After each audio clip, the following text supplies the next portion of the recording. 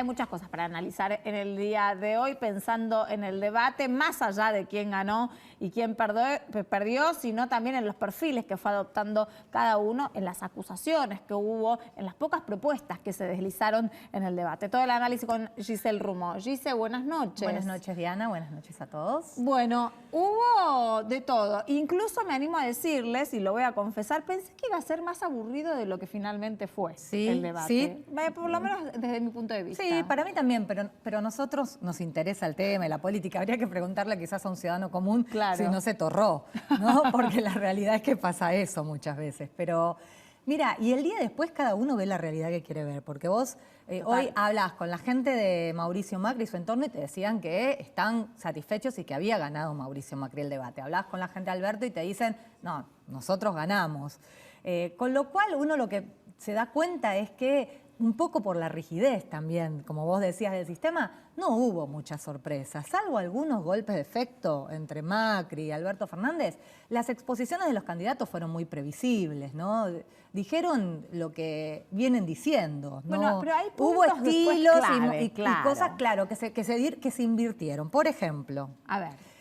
Mauricio Macri, que viene comportándose en la campaña del sí se puede y la caravana como un candidato sacado, ¿no? Todo sí se puede, gritando como si fuera el candidato opositor, esta vez a mí me dio la sensación que se mostró más como moderado. Sí, se mostró como un presidente, ¿no? Como un presidente y defendiendo su gestión. Eso es lo que, tranquilo, moderado. Incluso, bueno, esto serían los aciertos. Si querés vamos a ir así para ordenarnos.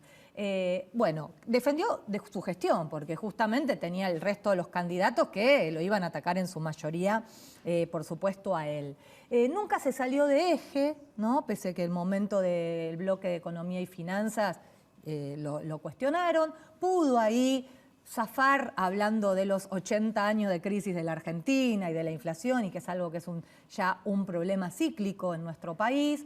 Le dio ahí un poquito a Alberto, recordando que él había dicho que la gestión económica de Cristina había sido desastrosa. Bueno, pero le abrió básicamente a su propio electorado. Eso es lo que me dio a mí la sensación. Giselle, yo pensaba, ¿no? En el día de ayer que anticipábamos de que todos los candidatos eran todos contra Macri, ¿no? Que iba a recibir realmente las críticas por parte de todo el resto de sus contrincantes. Sin embargo, ayer no me pareció tan así. Más allá de Alberto, que fue a fondo desde el inicio del debate contra Mauricio Macri, en ese sentido no fue tan castigado como cualquiera de nosotros hubiera pensado. No, eso es verdad. Logró un golpe de efecto entre los aciertos final, que fue cuando dijo lo del dedito y el kirchnerismo no cambia, de Alberto Fernández, y la soberbia y la prepotencia. Y eso, tenían estudiado varios finales abiertos en su entorno, y como eso estaba rebotando mucho en las redes, incluso por los propios, ¿no? Lo del dedito, ahí alguien se acercó a decirle que, bueno, que se podía rematar por ese lado. Me parece que fue un golpe de efecto que estuvo bien, porque fíjate que hoy se sigue hablando de eso. El propio Alberto Fernández salió a hablar y decir lo del dedito, incluso después también en Rosario, en el acto, dijo no voy a levantar más el dedito. Digo, es algo que se instaló mediático, que es en definitiva lo que sucede con los debates, ¿no? La gente mira el otro día. Y eso también lo que el macrismo viene intentando constantemente, que es colocar a Alberto Fernández dentro del kirchnerismo. Claro, sí. Por lo menos fue... como un kirchnerista podría haberlo hecho más. No hubo muchas menciones, ni siquiera se la mencionó a Cristina. Lo nombró a Alberto una sola vez, Macri. Y después, bueno, entre las debilidades, claro, los desaciertos o los errores, le costó entrar en clima. Viste que parecía al principio, tardó como una hora.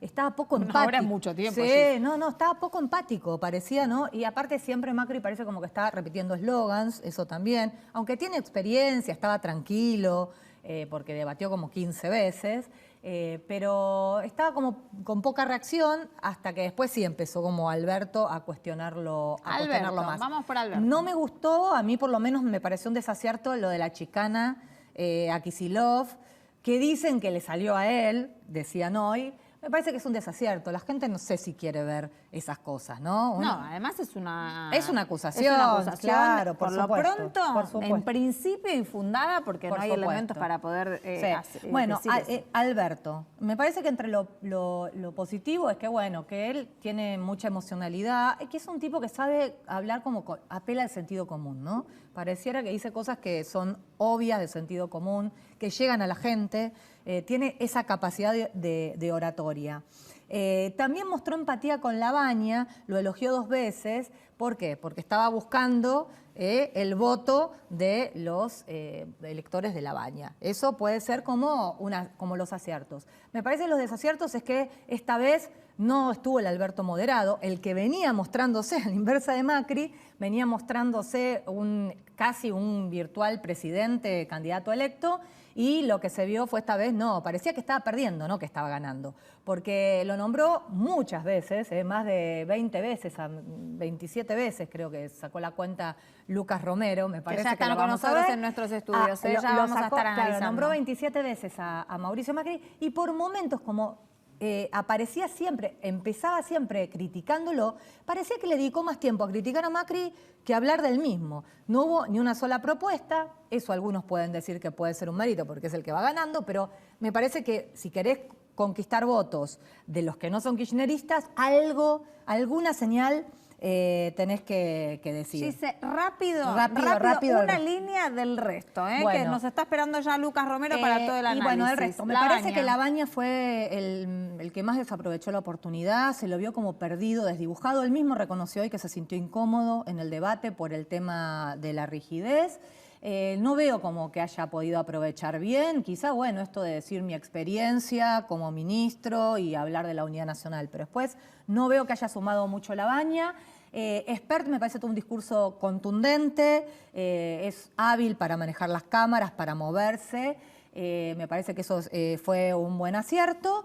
Después, bueno, el desacierto es que es un hombre que es como, sus propuestas son muy antisistema, ¿no? Claro. Antisistema de derecha, y eso quizá, no sé si sirve para sumar a los que están desencantados de Cambiemos. ¿Centurión? Gómez Centurión también me pareció uno de los que más fallidos tuvo, no llegaba con los tiempos. El tema del tiempo. Se mostró dubitativo muchas veces. Y después parece más, y esto lo corre por mi cuenta, el candidato de las iglesias, ¿no? De la Iglesia Católica y de la Iglesia Evangélica para oponerse al aborto, porque todos los temas se las ingeniaba para hablar de las 2 vidas, del voto celeste. No me pareció que realmente pudiera hacer propuestas en los demás temas, me pareció muy anacrónico también. El candidato del FIT Y por último del FIT, bueno, también me pareció que estaba nervioso, al lado de Gabriel Solano, que se desempeñó mucho mejor en la ciudad. Bueno, por supuesto, los temas de género, todo eso, siempre la izquierda va un paso adelante, ¿no? Con la inclusión, en eso me pareció que fue sólido. Es sólido con sus propuestas, pero igual por momentos me pareció que era el presidente de Ecuador, ¿no? Como que estaba con todo ese tema y sí, es candidato antisistema de izquierda y eso impide sumar más electores que los que ya tenés. Vamos a la mesa, que ya está Lucas Romero con nosotros para darnos todo el análisis bien profundo sobre este tema. Así que lo voy a saludar. Gracias por estar acá, Lucas. Gracias a usted por Saludo también a mis compañeros de todas las noches. Primero le doy la bienvenida nuevamente, que fue padre, a Nicolás Lucas. Te extrañamos, Nico. Gracias. El hombre que necesita dormir porque sí. tiene un bebé. ¿Qué le vamos a hacer? Facu, buenas noches. Buenas noches. Bueno, y arranquemos de lleno con el debate. En líneas generales, ¿se puede analizar después de un debate como de estas características quién ganó y quién perdió? Sí, claro que se puede analizar el debate desde muchas aristas. Uno puede analizar el formato, las restricciones que ofrece este formato, que es el denominado formato atril. No es el formato más propicio para favorecer el intercambio de ideas y de propuestas. De hecho, pocas ideas y propuestas concretas hubo en el debate. Uno puede analizar la gestualidad, el lenguaje corporal, la oratoria de cada uno de los candidatos. Ahora, al debate le pasa lo mismo que le está pasando a este proceso electoral, que es que se encuentra fuertemente condicionado por el resultado de las primarias, ¿no? Yo no sé si ustedes pudieron ver, los atriles no estaban a la misma altura. El atril de Alberto Fernández estaba 49,5 centímetros arriba, el de Mauricio Macri 32,9 centímetros arriba, el de Roberto Labaña 8,5 centímetros arriba. Es decir, claramente el gran triunfo que tuvo Alberto Fernández en algún punto condiciona todo el proceso electoral y en algún punto condicionó este debate. Yo creo que coincido con Giselle, efectivamente, un Alberto Fernández que pareció no ir a buscar el voto moderado o ir a conquistar un nuevo voto. Y creo que en algún punto allí, el ejercicio del debate también es el ejercicio de la representación política, ¿no? Y me da la sensación que Alberto Fernández privilegió representar a sus votantes, lo que el 100% de sus votantes le hubieran pedido. Ahora, ¿pero eso no le resta votos? No, claro, por eso digo, si uno va a conservar lo propio, probablemente los votantes de Alberto Fernández, que en un 99% se encuentran muy enojados con Mauricio Macri, querían ver eso, querían ver a ese Alberto Fernández diciéndole mentiroso, diciéndole que está, digamos, alejado de la realidad. Me parece que ahí hubo una estrategia de un candidato que entiende que si retiene lo propio ya gana, y por eso digo ese condicionamiento. Sí me sorprendió en el caso, en esta misma línea, que Mauricio Macri tuviera una actitud bastante conservadora, ¿no? Se lo veía muy al estilo de Macri en los debates. Este Macri es el típico Macri de los debates donde va con una estrategia, con un mensaje a sostenerlo, independientemente de lo que pase con el resto de los candidatos, y creo que la situación ameritaba algún atrevimiento más para tratar de aprovechar esa circunstancia de tenerlo Alberto Fernández en el mismo escenario. Bueno, lo aprovechó a lo último. Y lo aprovechó a lo último. Y creo que ese aprovechamiento de lo último quizás también devela que faltó durante todo el debate esa picardía de tratar de también dirigir ese mensaje a cuestionar un poco lo que sostiene Alberto Fernández a lo largo de toda la campaña, ¿no? Lo que pasa es que prometen, ellos dicen que ahora, como el próximo debate va a estar el eje corrupción, transparencia y justicia, ahí prometen un Macri mucho más duro y mucho más cuestionador hacia Alberto Fernández. Digo, porque en definitiva Alberto Fernández lo podés cuestionar por ese lado, ¿no? Porque él, la economía te dice que él quizá no fue, digamos, el presidente. Totalmente, y coincido que el formato tan estricto, tan inflexible del debate, en algún punto lo favoreció a Macri, claro, que no pasó sobresaltos, claro, en este debate en donde estaba el tema económico como uno de los ejes, y creo que en algún punto lo pasó sin grandes sobresaltos. Es cierto, los temas de calidad institucional van a estar en el segundo debate. Ahora, Mauricio Macri mencionó una sola vez a Cristina Kirchner, ¿no? Y viene siendo un poco el eje de la estrategia de campaña del oficialismo, ¿no? La confrontación con el Frente de Todos, señalando la presencia de Cristina Kirchner en la fórmula y acusando un poco a Alberto Fernández de ser una especie de candidato manejado por Cristina. No la mencionó, ¿no? Me parece que... ¿Se le pasó o fue parte de la estrategia? Yo insisto, yo creo que fue digamos, a enfrentar un debate tal cual lo enfrenta Mauricio Macri, ¿no? Con claro, una planificación de sus asesores. Hay que concentrarse en las propuestas, la gente quiere escuchar propuestas, y me parece que ahí le faltó esa picardía para poder aprovechar la instancia, ¿no? Coincido que fue la queja generalizada, ¿no? Que el debate estaba muy encorsetado, no entiendo para qué buscaron periodistas de moderadores si nadie podía ejercer el periodismo. ¿Es la Cámara Nacional Electoral el organismo indicado para organizar esta clase de debates? Porque uno está acostumbrado a, por ahí, otra forma de ejercer la política, se expresan de determinada manera, pero la Cámara Electoral forma parte del Poder Judicial y tiene un sistema de audiencias que es así, encorsetado. Tenés 5 minutos para hablar vos, ahora habla el fiscal, ahora habla el defensor, se acabaron los alegatos. Sí, más allá de discutir si efectivamente debe ser la autoridad de aplicación de esta ley o no, creo que los responsables de que este debate haya sido así son los propios candidatos, ¿no? Porque la Cámara, digamos, buscó un consenso y el consenso fue el formato más conservador, ¿no? Nadie quería arriesgar, digamos, tratemos de que esto sea ni siquiera una exposición de programas, sino de ideas fuerzas, de lineamientos generales, sobre la orientación de las propuestas, pero no hubo en concreto ni siquiera muchas propuestas específicas. Yo soy la única que está de acuerdo con este sistema. No, ojo, no, de verdad que creo que al ponerse de punto inicial esto, digo, los argentinos a veces queremos protagonizar tanto con escándalos las cosas, no, seguro, que ya que va a empezar, digo, bueno, está bien empezar con un poco comprimidos y después ir modificándolo. Pero vamos a hablar bien de lo que pasó en la Ciudad de Buenos Aires con todos los debates que hubo en este mismo canal.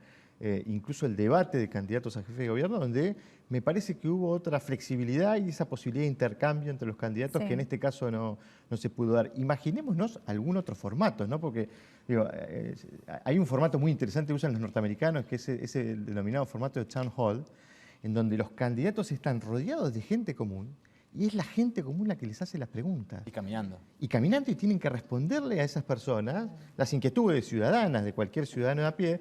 Me parece que hay formatos mucho más interesantes, más atractivos. No es este el más quizás atractivo en ese punto.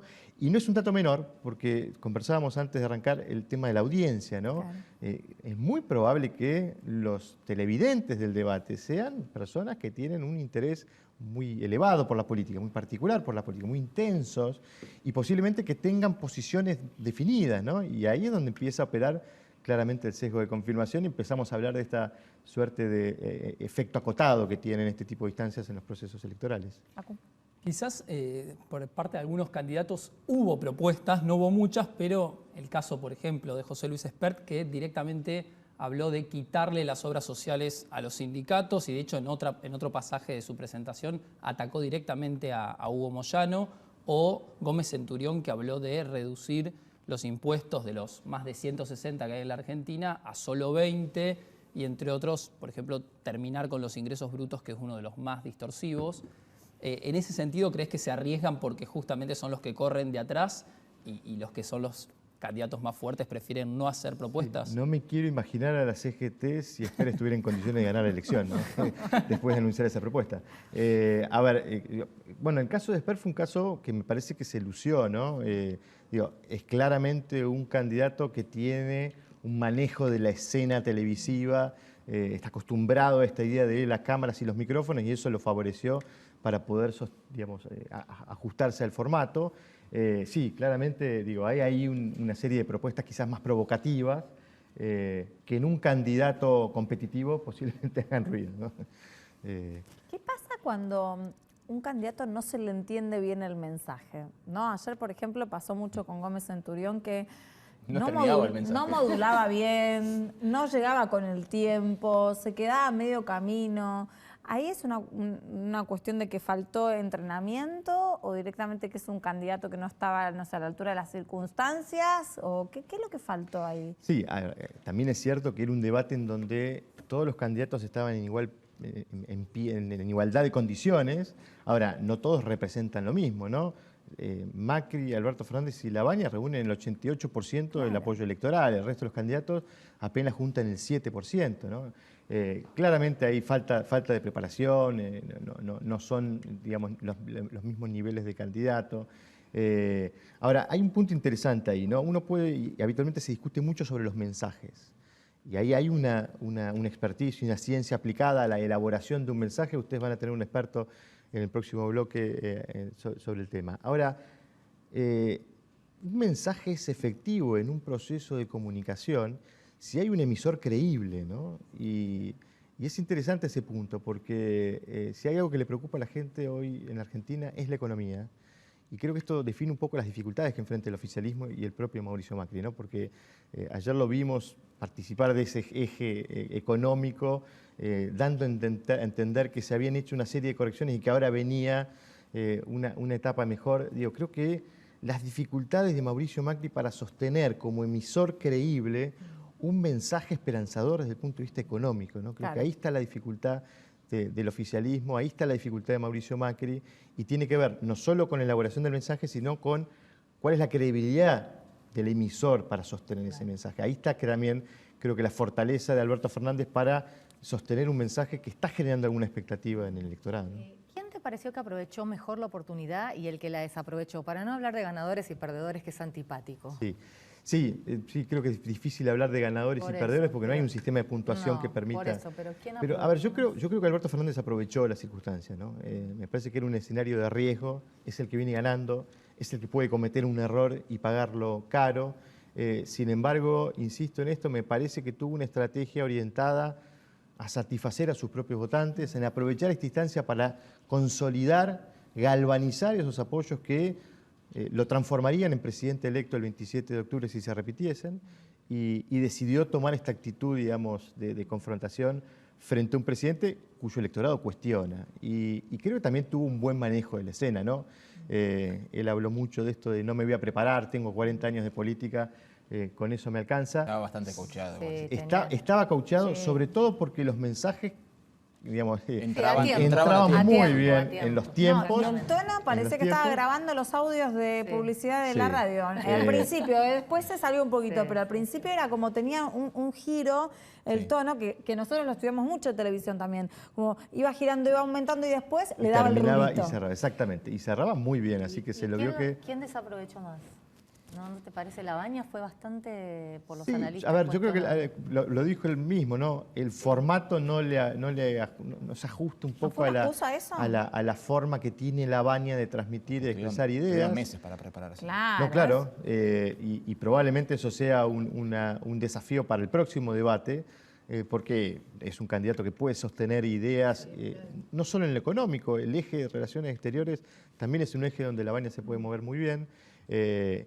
Y me parece que, bueno, lo mencionaron, el caso de Gómez Centurión es un candidato de consigna, ¿no? El típico candidato que está puesto allí para sostener una idea de fuerza muy, muy característica y en el resto de los temas quizás no logra tener alguna armado de ideas y argumentos sólidos y convincentes. Si hubiese algún traspié, ¿realmente puede cambiar el voto de alguno de los votantes realmente? No, el impacto que tienen los debates es acotado, insisto en este punto, digo, este proceso electoral en particular está muy condicionado por el proceso económico en curso. Este proceso económico claramente está condicionando el proceso electoral. La serie de acuerdos políticos que se realizaron y se desarrollaron previo al proceso electoral también lo condicionan. Hay un sociólogo norteamericano, Paul Lazarsfeld, que estudió mucho el efecto y el impacto que tienen la comunicación y los medios de comunicación en los procesos electorales. Y él decía que las campañas eran como esa solución química que se utiliza para revelar las fotografías. Dice, es necesaria para que la imagen aparezca en el papel fotográfico, pero no puede generar otra imagen que no la que ya está en algún punto impresa en ese papel previa a la revelación. Es decir, es necesaria la campaña, todos los candidatos tienen una estrategia de campaña, pero realmente son acotadas los márgenes para poder modificar procesos que están condicionados por múltiples factores y factores que no son coyunturales, ¿no? Mencionamos a todos y no mencionamos todavía a Nicolás del Caño, ¿no? Un candidato que uno podría pensar con mucha experiencia en la militancia, en la oratoria, en la calle y demás, que iba a tener mucho más protagonismo del que se vio en el día de ayer en el debate de candidatos a presidente. ¿Qué le jugó en contra a un candidato que no tiene nada que perder, tiene todo por ganar y además tiene ese electorado también por captar, que son los jóvenes a los que también apuntó Fernández, que son el colectivo feminista a la que también apuntó Fernández? O sea, tenían ahí electorados muy comunes y sin embargo no brilló tanto. Es inteligente Alberto Fernández en tener una estrategia para consolidar el 50% de los votos. Es una estrategia poco inteligente de Del Caño tener una estrategia para consolidar el 3% de los votos. Claro. Me parece que a Del Caño lo que le está pasando es que, digamos, la izquierda no quiere dejar de ser la izquierda, ¿no? Claro. Dejar de ser algo y apuntar a ser algo más. Y me parece que es ahí donde caen en este discurso más dogmático, más de consigna, más panfletero, más orientado al típico votante de izquierda, que es lo que quiere ver. Pero es que necesitan 35.000 votos más para que Miriam Bregman entre al Congreso, que es el objetivo de la izquierda. Por eso mismo digo, en la aspiración de tratar de conseguir más, posiblemente pudieran tener una estrategia más inteligente que esta. Creo que se vio lo que se vio, o lo que se viene viendo de la izquierda en los últimos años. Cuando uno calcula, se habló mucho, ¿no?, del rating, ¿no? 30 puntos de rating, son 3 millones de personas. Recién decías que no suma mucho. ¿Hay sesgo directamente de los propios televidentes, ¿no? Vamos a poner el debate para aplaudir a mi candidato, insultar al otro, insultar a todos? O sea, ¿cómo es la dinámica del debate? Sí, efectivamente es lo que se denomina como sesgo de confirmación, ¿no? Que tiene diferentes estrategias, ¿no? Hay una percepción selectiva, retención selectiva, es decir, la persona se sienta a ver algo y retiene lo que lo ayuda a confirmar su pensamiento preexistente, y aquello que lo contradice le entra por un oído y le sale por el otro. En función de eso, ¿cómo te impactó el tema de la supuesta agresividad de Alberto Fernández? Y creo que ahí insisto en este punto, digo, era lo que sus votantes probablemente querían ver. Un Alberto Fernández atacando a Macri, es lo que le está pasando a los votantes opositores que eligen una opción como la de Alberto Fernández. Son votantes que están muy enojados con Mauricio Macri, algunos de hace mucho tiempo, otros de hace poco tiempo, y creo que en algún punto satisfizo esa necesidad de ver un candidato diciéndole esas cosas a Lucas, no es Macri. contradictorio, porque en línea con lo que dijo Nicolás recién, él se venía mostrando como un candidato, como un presidente virtual electo y un político que viene a cerrar la grieta en la Argentina. Sin embargo, ayer vimos a un candidato a presidente opositor, enojado, y les diría que más tirando a profundizar la grieta. ¿No es contradictorio los dos Albertos que fueron apareciendo en esta campaña? Sí, pudiera ser que en primera instancia trató de no forzar, digamos, a un electorado que lo empezaba a conocer como virtual candidato electo, y que a esta instancia del proceso, a pocos días de la elección, ya considere que sea necesario consolidar lo propio, no evitar, digamos, riesgos que pudieran digamos, debilitar ese apoyo que había conseguido en las primarias y sostener esta estrategia. No me parece contradictorio, me parece que quizás también tenga que ver con esta idea de es preferible salir a atacar antes que ser conservador y poder cometer un error que después uno lo pague, ¿no?